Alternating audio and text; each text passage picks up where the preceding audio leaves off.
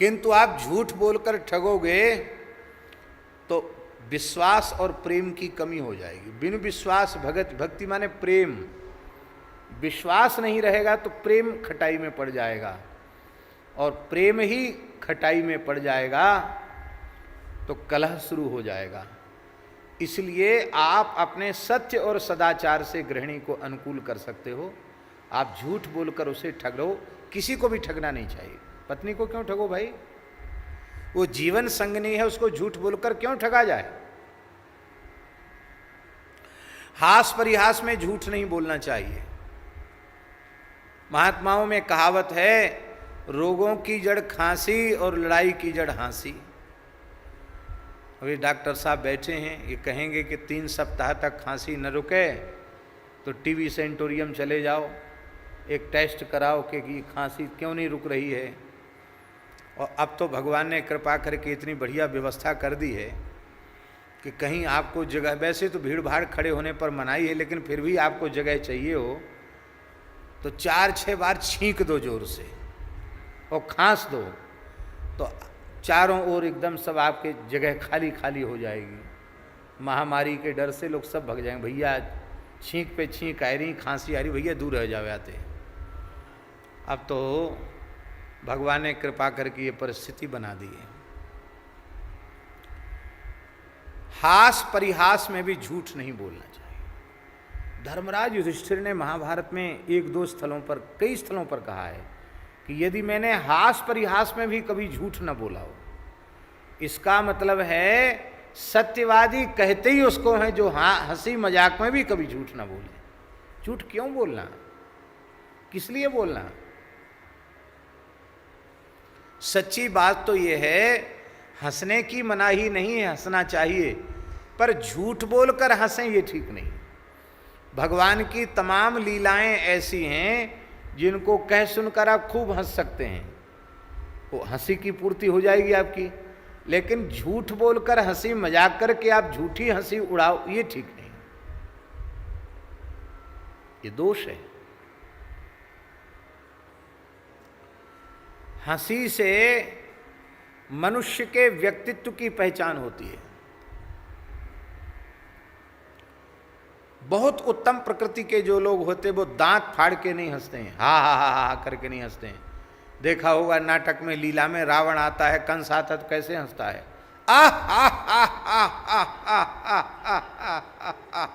ओ लंबी दूर तक। अब तो बहुत कम हंस रहे हैं लोग, देर तक आ हा हा हा करता है। पता चल जाता है कि रावण आ गया, कंस आ गया, अमुक राक्षस आ गया। तो ये ठहाका लगा करके हंसना, ये तामसी प्रकृति का परिचय है। मंदस्मितम मधुर भास विशाल भालम है रघुनाथ जी के लिए। मंदस्मितम, मंद मुस्कान है उनकी। हमारे वृंदावन बिहारी श्री ठाकुर जी, लखी जिन लाल की मुस्कान, तिन ही बिसरी वेद विधि जप जोग संयम ध्यान, नेम व्रत आचार पूजा पाठ गीता ज्ञान, रसिक भगवत दृगदई असी ऐचिके मुख म्यान, लखी जिन लाल की मुस्कान। ये मुस्कान, ये उत्तम सात्विक प्रकृति के जो महानुभाव हैं, महापुरुष हैं, उनकी पहचान। सामान्य हंसी से हंसना ये मध्यम कोटि के जीव हैं। ठहाका लगा के हंसना, बिना बात हा हा हा करना, ये जो है अधम प्रकृति के लोगों की पहचान है। और अब तो हंसी लोग भूल ही गए हैं। लोगों ने बता दिया कि हंसने से बड़ा फायदा होता स्वास्थ्य में, तो सवेरे बगीचों में घूमने जाएंगे और कोई कारण नहीं है, ऐसे ही एक दूसरे को देखे हा हा हा। अरे ये नकली हंसी से थोड़ी फायदा होगा, आप असली हंसी हंसो, भीतर से इतने आह्लाद में रहो कि आपको हंसी आवे, ये तो अच्छी बात है। बोलो भक्तवत्सल भगवान की जय। इस प्रकार से हास परिहास में भी झूठ बोलने की जरूरत नहीं है। विवाह के प्रकरण में भी झूठ बोलने की आवश्यकता नहीं है। विवाह के प्रकरण में झूठ बोलने का मतलब है, किसी कन्या का विवाह हो रहा है, अब किसी बात पर बात अटक रही है, लड़की वाला बड़ा परेशान है, लड़के वाला नखरे कर रहा है और वो आप पर विश्वास करता है। आपने कह दिया कोई बात नहीं, हम जानते हैं लड़की बहुत अच्छी है, उजेला कर देगी तुम्हारे घर में आके, यूँ है त्यों है, उसमें कोई मीन मेख भी है, उसको छिपा लेता है और कहता नहीं नहीं बहुत अच्छी लड़की बच्ची हमने देखी, बहुत सुंदर है, बहुत बढ़िया है, तुम्हारे घर में उजारों कर देगी, अरे हमारी गारंटी है, विश्वास करो, हमारा तो विश्वास करो, ऐसे कह के विवाह करा दे झूठ बोल के भी, तो दोष नहीं लगेगा, क्योंकि एक कन्या का पाणी ग्रहण करा है, कन्यादान हुआ है। पर भाई यह व्यक्ति का अज्ञान ही है कि वह समझता है कि मेरे झूठ बोलने से विवाह हुआ, झूठ बोलने से नहीं हुआ। जिस जीव का जहाँ संस्कार होना निश्चित है वहाँ ही उसका संस्कार होगा। तुमने झूठ बोलकर एक झूठ बोलने का पाप अपने सिर पे ले लिया, एक समस्या तो ये हो गई। दूसरी समस्या ये हो जाएगी, सामने आवेगी, दूसरी समस्या सामने यह आवेगी कि वर पक्ष कन्या पक्ष का तो प्रयोजन सिद्ध हो गया, अब कोई भी बात आएगी ना अटपट तो बिचौलिया मारा जाएगा। अरे भाई शुक्ला जी आप क्या कह रहे थे, हमने तो आप पर विश्वास किया, आपने इतना धोखा दिया हमारे साथ, अब समाधान करो। लो ये अच्छी, ब्याह तो लड़का लड़की का हुआ, हम बीच में पिस रहे हैं, बिचौलिया मारा जाएगा। इसलिए झूठ क्यों बोलना, आप सही सही कह दो, देखो भाई बात ऐसी है, बाद में आप कहो कैसा है तैसा है, वो ठीक नहीं, ये सही सही बात ये है, आप राजी हो तो ठीक है, नहीं राजी हो कोई बात नहीं, जैसा भगवान ने विधान बनाया होगा, जैसा संयोग होगा वैसा हो जाएगा। हम देखो झूठ नहीं बोलते, सच्ची बात ये है, आप बच जाएंगे। अथवा आप नहीं बोलो, भाई आप जानो हम बीच में नहीं है, सीधी सी बात, हाथ जोड़ लो, झूठ क्यों बोलना। रोजी रोटी के प्रश्न पर झूठ बोलने की बात तो ऐसी है कि ये यदि छूट दे दी जाए वृत्त्यर्थे तब तो सत्य बोलने की जगह ही नहीं रह जाएगी। हर आदमी यही कहेगा भैया हम तो रोजी रोटी के लिए झूठ बोलते हैं, सब यही तो करते हैं, हमारी रोजी रोटी, झूठ नहीं बोले तो हमारा काम नहीं चलेगा। तो हर व्यक्ति रोजी रोटी के नाम से झूठ ही बोलेगा, फिर सत्य के लिए स्थान ही नहीं रह जाएगा। इसलिए रोजी रोटी के लिए भी झूठ नहीं बोलना। हमने एक ऐसे वैश्य महानुभाव देखे जिन्होंने अपने जीवन में पूरे व्यापार में कभी झूठ नहीं बोला, और इसके लिए उनको बहुत संघर्ष करने पड़े, क्योंकि अधिकारी बड़े भ्रष्ट होते हैं, लोगों उनके पीछे पड़े और उनको हानि भी पहुंचाई लोगों ने, लेकिन वे झुके नहीं। जीवन में न एक फूटी कौड़ी किसी को रिश्वत के लिए दी, न झूठ बोले। धीरे धीरे ऐसी स्थिति हो गई कि बड़े बड़े अधिकारी उस जिले में आते थे तो उनको एक संत के जैसा आदर देकर उनका दर्शन करते थे, और कभी जीवन में टैक्स चोरी नहीं की, पूरा टैक्स गवर्नमेंट को दिया। भाई हम झूठ तो तब बोले जब टैक्स चोरी करें।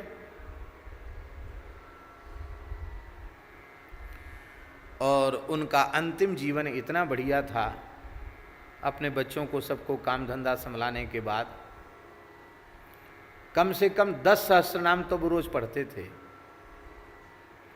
राम सहस्रनाम, विष्णु सहस्रनाम, गोपाल सहस्रनाम, गायत्री सहस्रनाम, गंगा सहस्रनाम, शिव सहस्रनाम, गणपति सहस्रनाम, सूर्य सहस्रनाम, दुर्गा सहस्रनाम, यमुना सहस्रनाम, ये 10 सहस्रनाम तो रोज पढ़ते थे, पाठ करते थे इतना। रामचरितमानस का अलग, भक्तमाल का अलग, भागवत जी का, और बाकी समय में नाम जप। इतना अच्छा साधक का जीवन उनका गया, क्या कहना।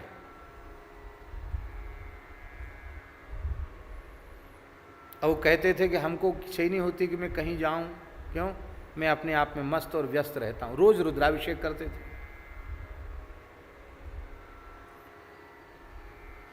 वैश्य थे। तो कहने का आशय हमारा ये है कि आप रोजी रोटी के लिए झूठ बोलने से आपको धन आएगा, ऐसी बात नहीं है। अभी भी ऐसे लोग हैं जो जीवन में कभी झूठ नहीं बोले। हम बड़े भाव से स्मरण करते हैं केशव राम जी कलकत्ता वाले, जो गीता प्रेस की कल्याण कल्पद्रुम पत्रिका के संपादक हैं। 1 पैसे की आज तक टैक्स चोरी नहीं की और आज 90 वर्ष से ऊपर आयु उनकी हो रही है। समय से दोनों समय की संध्या करते हैं और बाल भी सफ़ेद नहीं है, पूरे काले हैं, रंग लगा के नहीं, बिना रंग लगाए। बहुत संयमी सदाचारी जीवन है। समय से संध्या करते, कभी झूठ नहीं बोलते, कभी चोरी नहीं करते। क्यों? बोले बचपन में ही सेठ जी का सत्संग मिल गया, सेठ जी के सत्संग का प्रभाव है, सब काम बढ़िया चल रहा है। नीची नजर करके चोर को जीना पड़ता है। आप चोरी करोगे ना तो चोरी तो छिपके की जाएगी। आप चोर नहीं हैं तो आपको काय बात का डर है? आप कोई गलत काम करते ही नहीं हैं तो आपको भयभीत होने की क्या आवश्यकता है?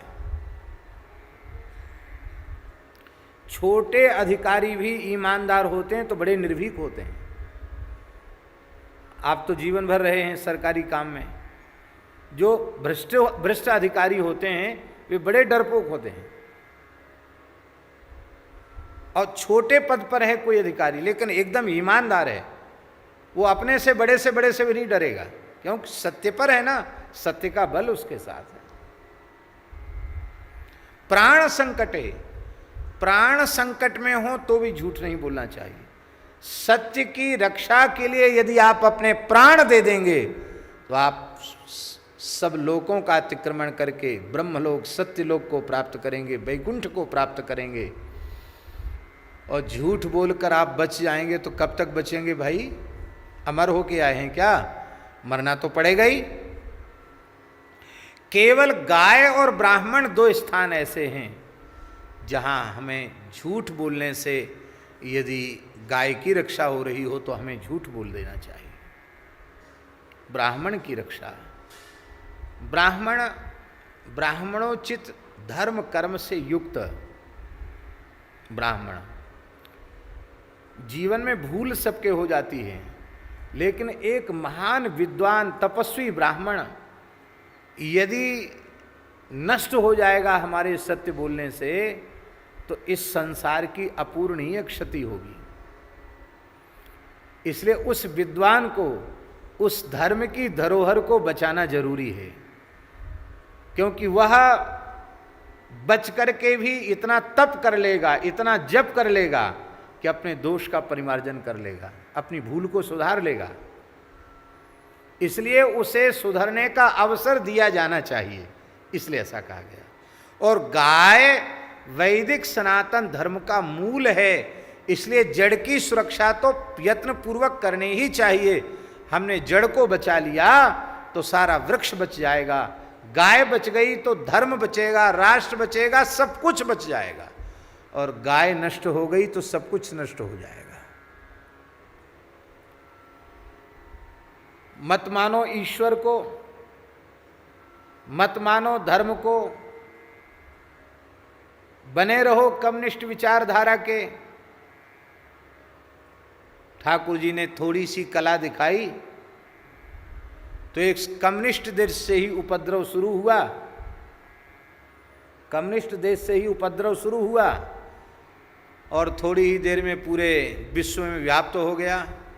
बड़े बड़े वैज्ञानिकों का विज्ञान, बड़े बड़े बुद्धिमानों की बुद्धि, बड़े बड़े नेताओं की नेतागिरी और बड़े बड़े लोगों की सब बड़प्पन धरा का धरा रह गया। सब लॉकडाउन में चले गए।